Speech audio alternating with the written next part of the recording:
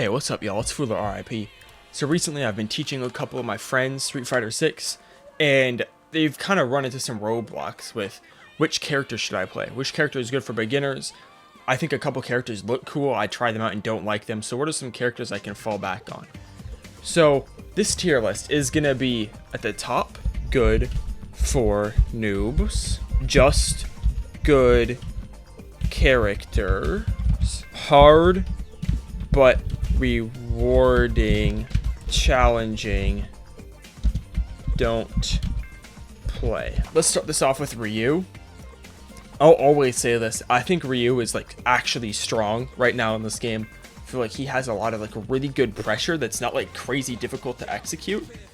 So you just kind of understand that. Once you kind of understand like how to enforce that, I feel like he's honestly really good for noobs. The other main main character of the game, I guess, Luke. I think he's... I struggle between I think I'm going to put him in like... Maybe we need a new tier. Actually, matter of fact, I think I'd put him in don't play. I think that there's better options for noobs than Luke. I would also put Jamie in don't play. They're just not like crazy intuitive, they're gimmicky, and then they're just not amazing characters. They're really cheesy, but they're not amazing. I think most charge characters will end up here. Chun-Li specifically, I feel like she's one of like the poster childs of like the franchise. She's got like a DP, she's got a fireball, she's got like some cool combos that are like fun to execute. I just don't think I don't think that she's like terribly fun, personally. That's why I put her there. Keep in mind, this list is going to be very like biased. Guile, on the other hand, I would probably put hard, but he's the most rewarding charge character on this list. Maybe outside of Bison, but I think Guile, if you really hunker down and want to learn the game, and want to just like know you'll be consistent once you learn, I would go with Guile. He's probably, these two characters are the two characters I would say you could learn them. No, the moving Chun-Li there. You could learn these characters and be good at the game. I think that they're very strong and they're very consistent. Kimberly.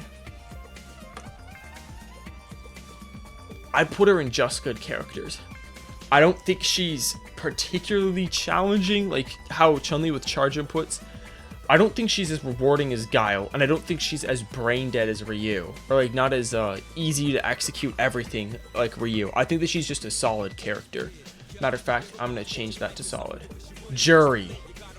Immediately good for noobs. DP, all of that. She has that one stock gimmick to get over. Once you understand how her stocks work, I feel like she's very strong at like low level and mid level. Another character I'd recommend. Just mash Jinrai.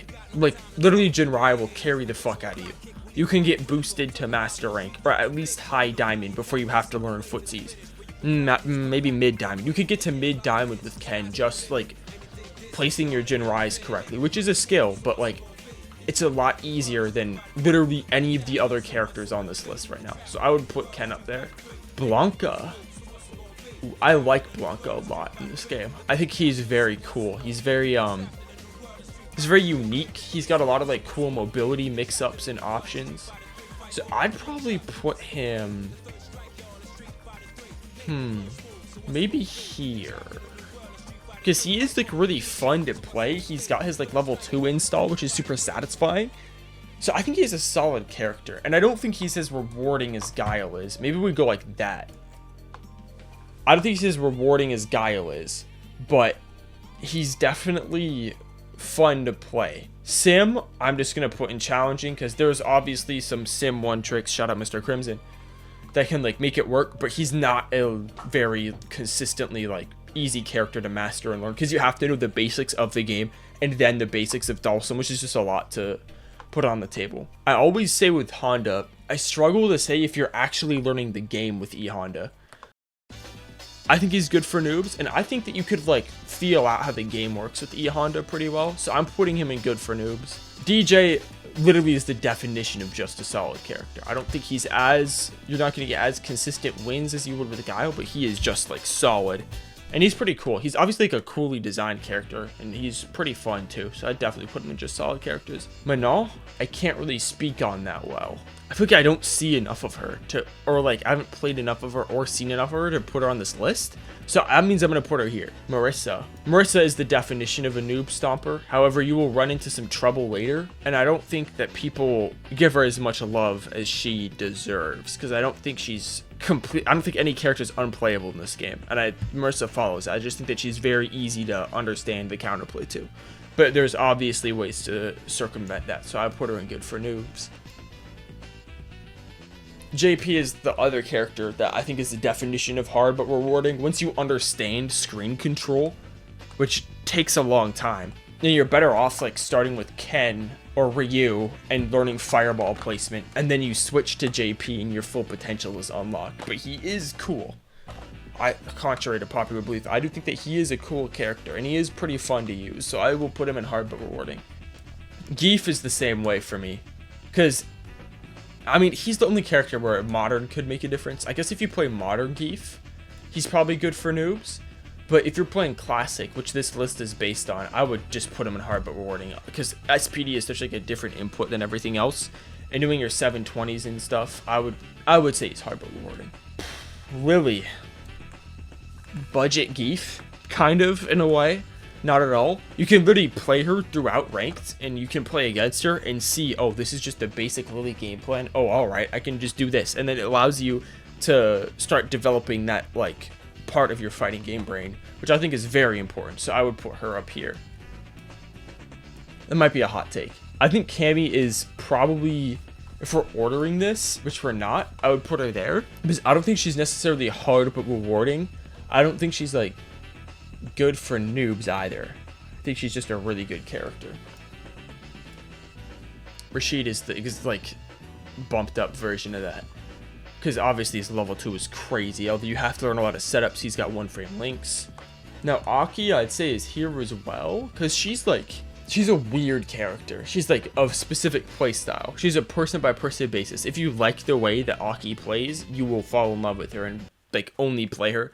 But if you don't like her, then it's not really worth it. So if you're going to buy a DLC character, I would not recommend it being Aki. Edward, also hard but rewarding. And the reason I put him in hard is because, and not just like good for noobs, is it is kind of frustrating to understand the spacing on a lot of his stuff. And like where to put his command dash and all of that. It's not easy to get used to. But once you do get used to it, it makes the game really fun. And you're feeling like you're playing the game on like ×2 speed and stuff, which is hilarious. So I would put him here. However, the king is probably Akuma. I think Akuma is the best character in the game, probably. He's at least up there in top 3. And that makes him good for noobs, too. Because he's got, like, undebatably some of the easiest, like, game plan stuff going on. So I think solely off of that, the fact that you just have to unlock that, like, first level of your brain. And then once you have that, you're just going to be soaring. So he's a charge character, and he doesn't have an invincible reversal, but at the same time he gets you used to charge inputs, and he can get boosted with Devil's Reverse and EX Psycho Crusher, and he does crazy damage. And at the end of the day, I think he's probably the most fun character in the game for me. So I'd probably put him in good for noobs as well. That looks right. That looks right. Terrence. Probably just solid characters, just solely based off of like his corner routes aren't easy, his optimal is not easy, you have to like actually train that. Although he does have that, oh, they did buff him. He has that +1 heavy punch now, and he has the heavy power wave, which is really good for pressure, and it allows you to understand that kind of easily. But at the same time, you could say that about other characters in the good for noobs tier like Ryu. So I think that I just put him in just solid characters. I think if you want to try a character in DLC, you should just buy Terry, because he's super fun. Crouch medium kick, drive rush. He's got the cool like stand medium kick into Buster Wolf, which is like a really fun thing to learn. So he's definitely got some sauce, but I don't think that sauce allows him to get to good for noobs. And he's definitely not like super hard the same way these characters are, and he's not on the same level of reward that these characters are. So now we come down to the final character in this game, who is probably one of the more controversial characters in the game. I put her probably right there because I think her being top 1 is a hot topic right now. She can mix up her air approach. She has the best move in the game, EX Fan. She has an invincible reversal, but she's EX Fan. But I guess that's not like a way to contest other projectiles.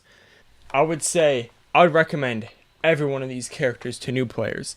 And if I was going to recommend a DLC character to buy, I would recommend Akuma, Bison, or Terry because all 3 of them are both fun and are strong. I don't think Mai is very fun, but again, this is just my opinion.